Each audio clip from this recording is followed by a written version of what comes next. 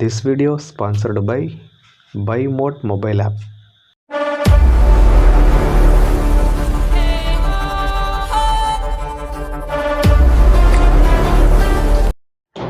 இன்றைக்கான வீடியோவில் நம்ம எதை பற்றி பார்க்க போகிறோம் அப்படின்றதுக்கு முன்னாடி நீங்கள் இன்னும் நம்ம சேனலை சப்ஸ்கிரைப் பண்ணலாம், மறக்காமல் சப்ஸ்கிரைப் பண்ணிட்டு பாருங்கள். இன்றைக்கான வீடியோவில் எழுத்து புக்கில் 2வது இயரில் இலக்கணம் வினைமுற்று பற்றின இம்பார்ட்டன்ட் கொஸ்டின்ஸ்லாம் பார்க்கலாம் வாங்க.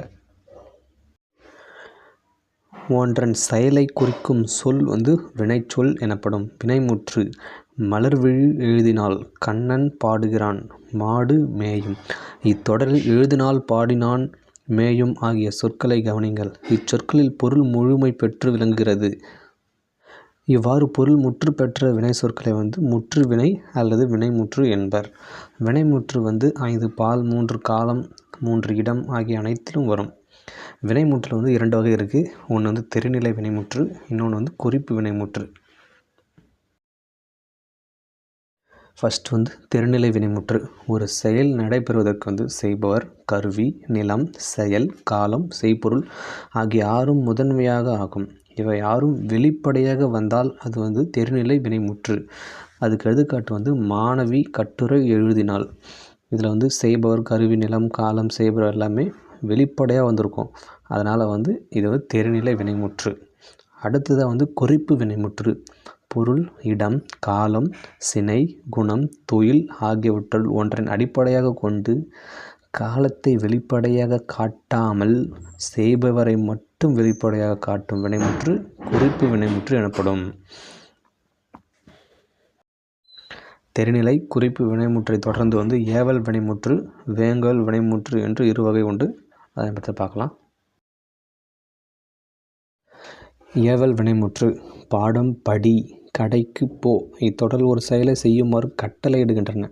இவ்வாறு தம்முன் உள்ள ஒரு செயலை செய்யுமாறு ஏவல் வினைமுற்று ஏவல் வினைமுற்று எனப்படும். ஏவல் வினைமுற்று ஒருமை பன்மை 2 வகையிலும் வரும். எழுது அது ஒருமை, எழுதுமின் அது பன்மை. பன்மை ஏவல் வினைமுற்று எழுதுங்கள் என வருவதும் இக்கால வழக்கில் உண்டு. அடுத்ததாக விளங்கோல் வினைமுற்று.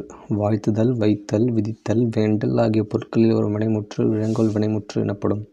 இவ்வினைமுற்று 2 திணையையும் உயர்திணை அஃறிணை 5 பால்களையும் 3 இடங்களையும் காட்டும்.